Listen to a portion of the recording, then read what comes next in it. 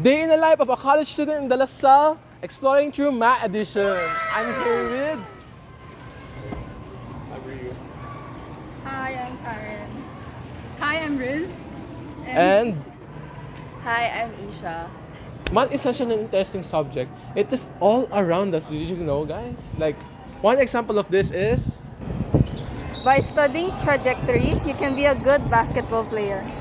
Did you know that you can even apply math to plants? Like for this plant, this has patterns on it. Decibels, the ratio of instruments, tempo, and volume. Math is behind even music that we hear every day. And it's also in architecture. Like for example, in these gates where there are crisscross patterns on them. So, we're at the De La Salle Library, 10th floor, and we're actually here to study for our long test. For my long test at least, in GEMATMW. So, wait, Rio? Bro, ano na laro mo? Sungka ba yan? Sungka pre. Tara, laro. Paano ba yan? Hindi marunong yan eh. Paano ba yung mga mechanics ng game na yan? Okay, turuan kita.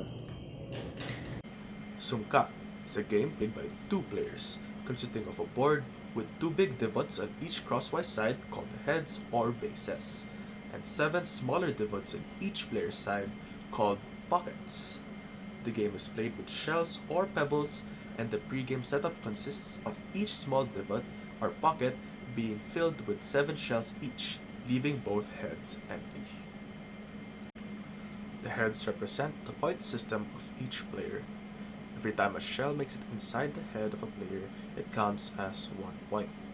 With all this being said, let's go over the general mechanics of Sungka. The game starts with player 1 choosing one of 7 pockets in their side and dropping 1 shell each to each succeeding pocket clockwise, skipping the opponent's head. If the last stone of the bunch lands in the owned head, the player will be able to take another turn. If the last shell ends up in a filled pocket, the player will take all the shells in that hole and continue placing them clockwise until the aforementioned conditions happen. Into the scenario that the last shell is dropped in an empty pocket of the player will take that shell and all the shells in the pocket opposite to it and drop it in their base, giving them the points of that one shell and the opposing pocket's shells. The same isn't true if the last shell ends up in the opponent's empty pocket. On this occasion, the opponent will just start their turn. Nothing will happen. And game. Paano ba itong laruin? Paano ako nagkaroon ng 0 points? Ano ba to? Paano ba yan? Pwede bang paturo ba sa'yo? Rio? Sige. Turuan kita. Sungka, being a board game, has tons of permutations of ways as to how to execute a game plan to hopefully yield a win. As it is a game played by 2 different players, adapting to the circumstance the opponent puts the player in is inevitable. That being said, for sake of simplicity, the scope of our presentation today will tackle common or ideal starting moves for both players 1 and 2. The game will be ended after both players have gone through 1 full turn or rotation. This is excluding extra turns acquired from game mechanics. The general best strategy for both players in Sungka is to net as many extra turns as possible using the conditions stated earlier. With this being said, player 1 should almost always start with the pocket farthest from the head, or the 7th pocket from the left. This will net them 1 point and an extra turn, as the last shell will end up at the base of player 1. In this extra turn, player 1 should go for the second to the last pocket, which will then start the chain reaction process, the cycle of filling the pockets and heads normally. This goes on until the board looks something like this. Do note that the green pocket marks where the shells initially come from first for the turn, and the red marks where the last shell ends up in. So with this being said, you can see that the red mark is in the head, granting player 1 another free turn. To earn another free turn, player 1 will choose the 3rd pocket as seen in the first image here. It will end up in their head, giving them 1 more point and a free turn. In this free turn, player 1 can actually get another free turn by picking the second to the last pocket. As seen in the second image, it is gonna go to the fourth pocket actually, and it will chain react to the second pocket, and since the second pocket only has 2 shells, it will once again end up in the head, giving 1 point and another free turn. Player 1 will now choose the third to the last pocket, which contains 1 shell, placing it in the pocket next to it containing 0, meaning they're able to cash out and steal the shells in the opposite pocket, giving them 14 more points, netting player 1 a total of 24 points in the first round. Now it's player 2's turn. For the sake of keeping the analysis simple and short, we will choose 3 possible moves for player 2, starting with the more straightforward choice, their first pocket, or the pocket nearest their head, containing 13 shells. As seen in the analysis, in the left, the game continues on as normal until the shell makes it to the farthest head, which will now contain 15 shells. The rotation after that, we will see that the last shell will end up in the same pocket, now containing 0 shells. Player 2 gets the 1 shell alongside the shells in the pocket adjacent to it, giving player 2 10 more points, giving them a total of 13 points. Now what if, instead of choosing the first pocket, player 2 decides to go for the second pocket, also containing 13 shells. As seen here, it will end up in the fourth pocket, which has 0 shells, so it will be forced to eat the opposite pocket containing only 1 shell, netting them a measly 3 points only. Now, what if instead of the 2 other options aforementioned, we go for the last pocket, or the pocket farthest from player 2's head? So if we do this and count clockwise, we will see that the last shell ends up in player 1's empty pocket, which means that player 2 doesn't get an extra turn nor any points anymore, giving them 1 point only for this turn. Now, let us rewind a bit back to player 1. What if, instead of immediately cashing out the 14 pebbles, by moving the third to the last pocket, they decide to try one more rotation by moving the first pocket instead, containing 6 pebbles?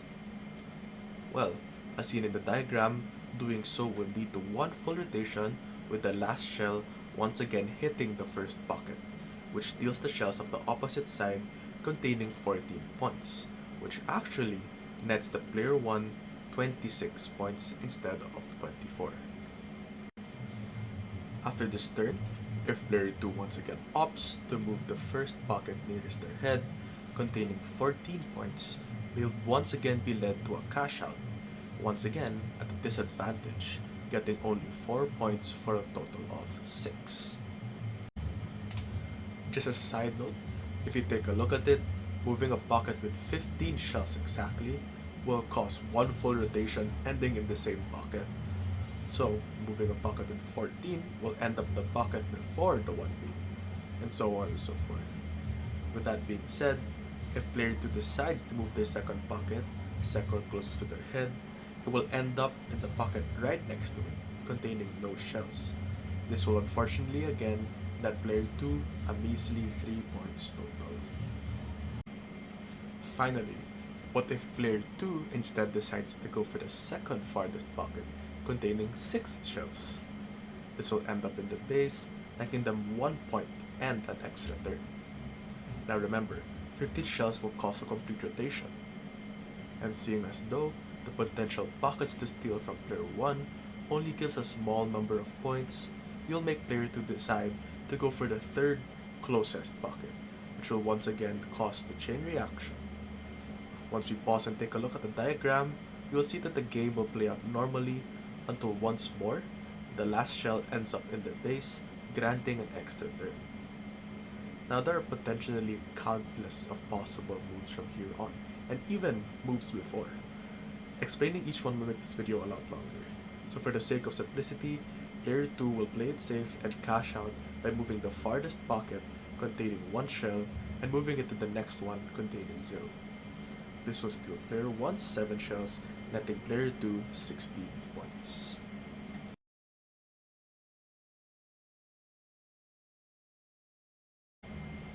This is the extensive form decision tree showing the moves mentioned in our earlier slides.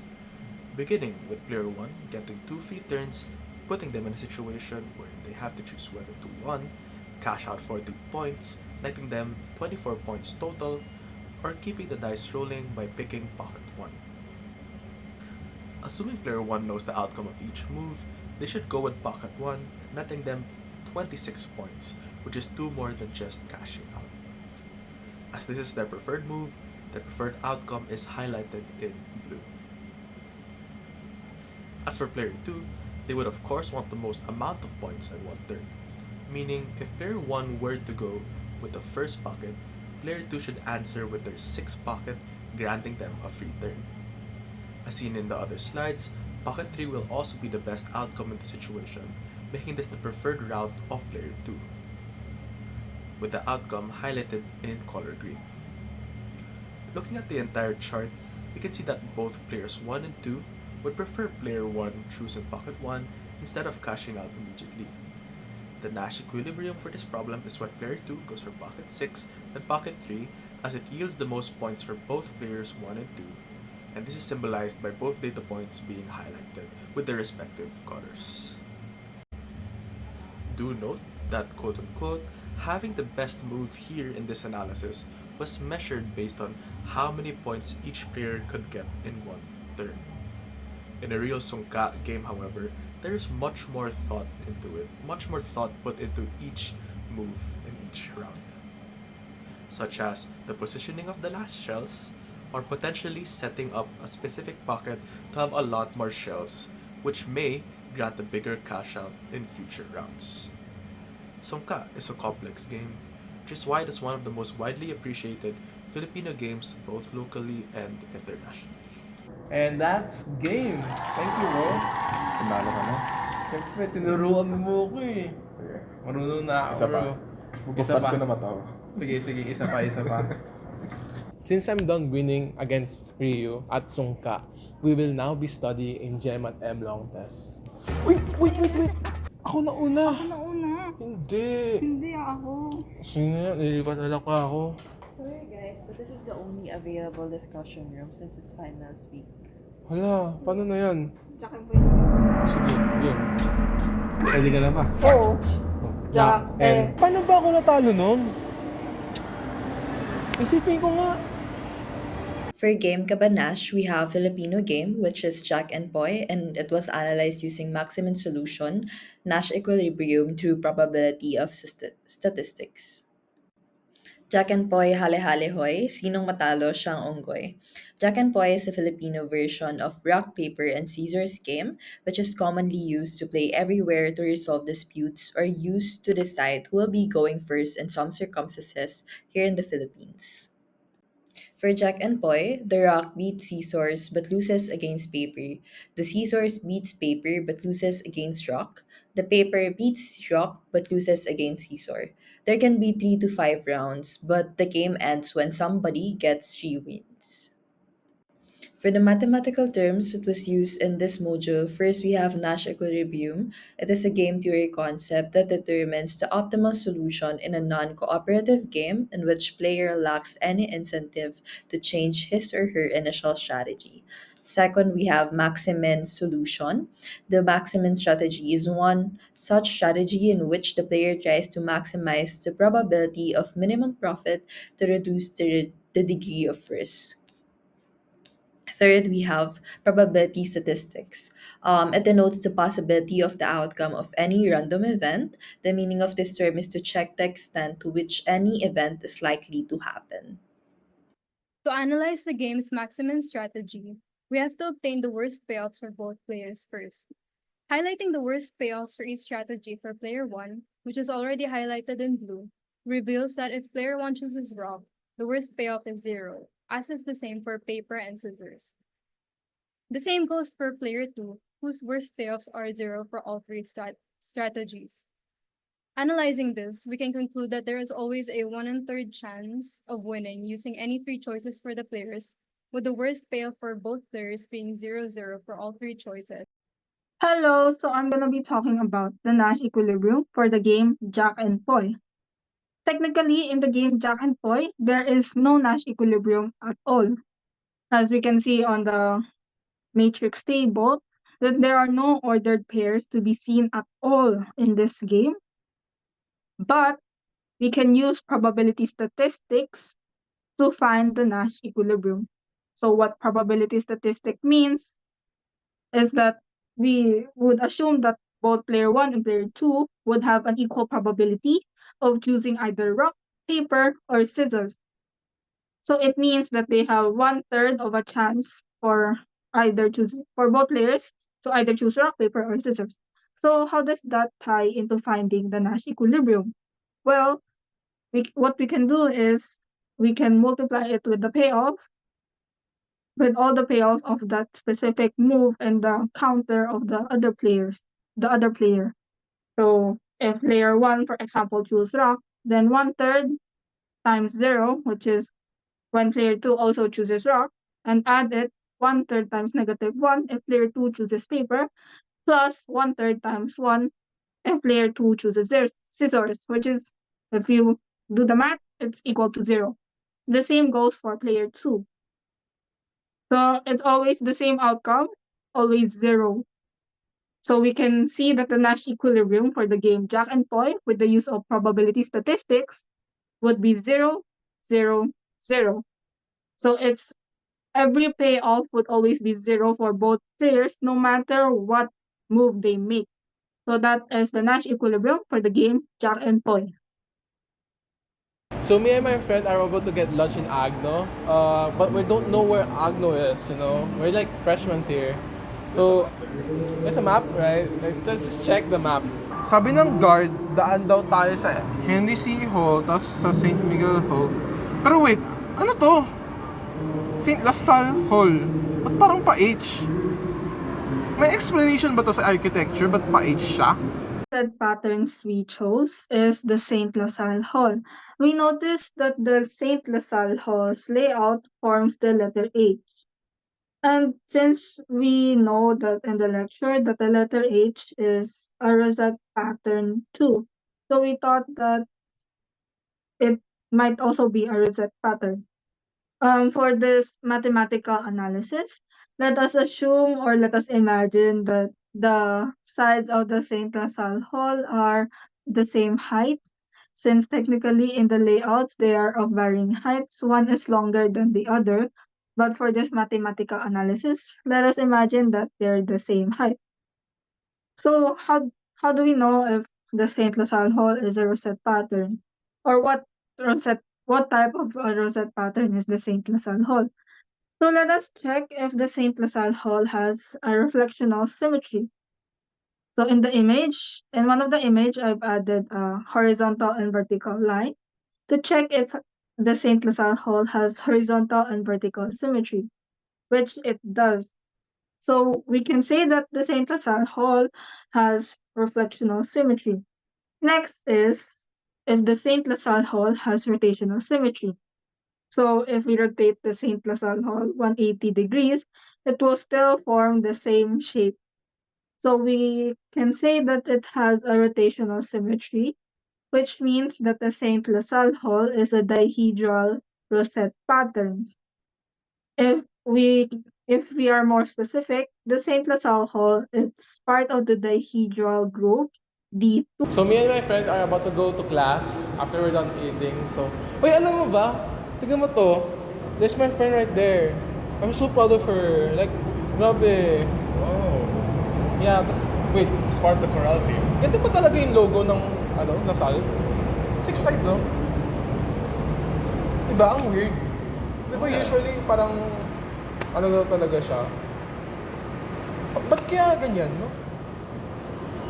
The second rosette pattern is a star that is featured in the DLSU Manila logo, as well as in the logos of the many De La Salle schools in the Philippines.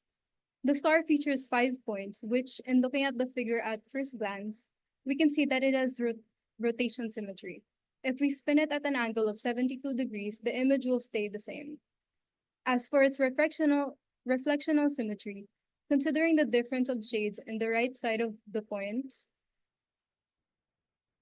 it has no reflectional symmetry. meaning this rosette pattern, the DLSU star, is only a cyclic rosette pattern with 5 rotational points, or C5. So this is my favorite place in Lasal because look. It's so ganda. You know, the nature. Sobrang ganda dito to relax and chill. Really hot. Pero it's really hot. Maganda lang siya pag hindi siya mainit. Uy! Parang never ko napansin to. Napansin mo ba to? Parang yung sa Gemat, oh. Oo nga eh. Pakita mo, show. Tingnan mo. Parang never ko napansin yung tiles. This is second example of freeze pattern, which is the task in the DLSU amphitheater. In this freeze pattern, there are several symmetry operations at play. First, we have translation. The pattern exhibits translation symmetry because the design itself repeats along a specific direction. Second, we have horizontal symmetry. Since a horizontal line is drawn through the middle pattern, the portion of the pattern above the line is still identical to the portion below the line, but just flipped. Third, we have vertical symmetry. It's also present in the pattern. A vertical line was drawn, and the design on the left side which is mirroring the image on the right side. Fourth, on fourth we have rotation. The pattern is rotated at the central point by 180, and the design still remains unchanged. And lastly, we have glide reflection. In this pattern, the result is a spinning jump because it has translation, horizontal symmetry, vertical symmetry, rotation, and glide reflection. So, we decided to move here kasi ang init-init doon, you know. Yeah. I feel like I'm gonna get a heat stroke. Pero, ang ganyan design ng table, oh. Tignan mo. Uy, actually though. What's this? May rose, tapos may sun, tapos may rose ulit. Ang ganda! Yeah, actually. Paano nga na ginawa to? Ang ganda ng patterns. Parang sa Gem. Oo. This table is one of the tables near the amphitheater where students usually sit and like do their homeworks and just chill and relax with their friends. This the freeze pattern in this table is present along the outer edge of the table. There are two symmetry operations at play in this freeze pattern. First, we have the translation. If you see the pattern, it moves a specific direction at a fixed distance. There's a horizontal line there. And then the next is we have the vertical symmetry. It presents since it's present since it mirrors the image on the design on the other side. With this, we have Siddle pattern. So, me and my friend just waiting for the next class to end. And we're here just chilling, waiting for the professor to come out. Bro, ganda, tignan mo. Parang yung sa Gemat. Oo, parang sa GEMAT eh, no? Dami natin nakakita galing sa Gemat. Oo nga eh. What is it with you today? Right? Like, ang daming scenes talaga sa GEMAT. So, hello everyone. This is the analyzation part for the fence, DLSU fence in LS building. So, first we have to write this TVHRG.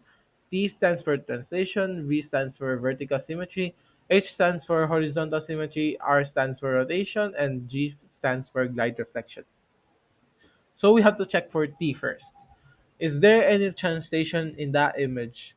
So, if we separate it with our minds, the first pillar, we can see that the first pillar is the exact same copy of the second pillar. They just copied it and then moved it to the right? Basically, what I'm trying to say is the exact same copy of the right side, the third pillar, the fourth pillar, the fifth pillar, and the sixth pillar and seventh pillar. So we can safely say that translation is part of the equation. Now we check for the vertical symmetry. So in our minds, draw a line. In this image, I already drew a line in the middle. And now we try to reflect it, like how mirror reflects your image, like reflected. So we can see that if we reflect the image, it's also the exact same copy to the right image. If we reflect the left image, it's the exact same copy of the right image. Look at this on the middle of the middle line, and there's the left part. There's little like a little fat thingy, and then if we flip it, it's on the right side of the architecture now, of the pillar now. And for horizontal symmetry, uh, uh, we can't. I think there's no. Okay, sorry, I'm analyzing the part.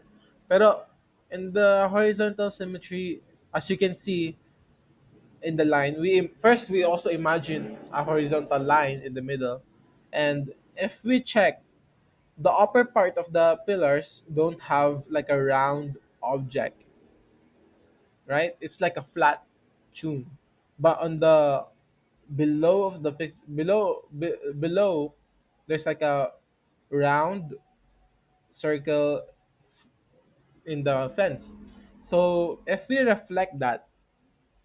is there if we reflect the top image with the lower image, is is there a fat is there a round architecture thingy in the bottom? No. So we can cross out we can cross out horizontal. We can cross out horizontal. Rotational. So on rotational, we don't have to imagine any lines. We just have to flip the image. So basically, look at the bottom right on the last pillar. There's there's like a flat and a round thingy, right? So if we flip that up to the top left, if we rotate it to the top left, is there a round architecture again? A round architecture? There's a structure for sure. The base of the architecture. There's a flat thingy, pero there's no round whatsoever. So we can cross out that in the list of the rotation. The glide reflection.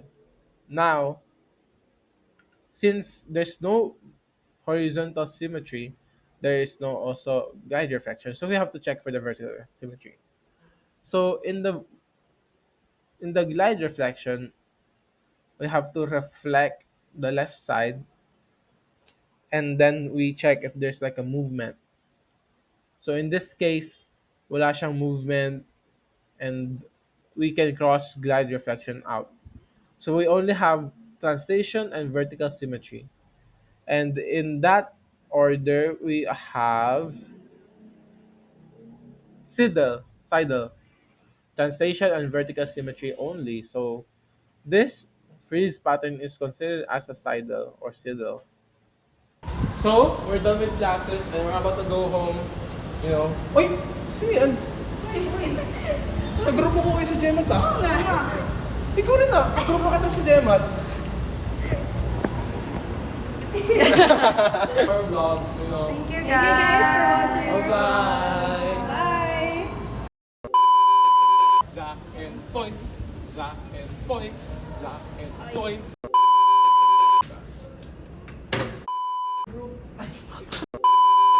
And we're about to go to Angelo. Sorry. Since I'm done with Since you're done. Since I'm done, period. I'm done. Hey, Sorry. A few moments later. Since I'm done.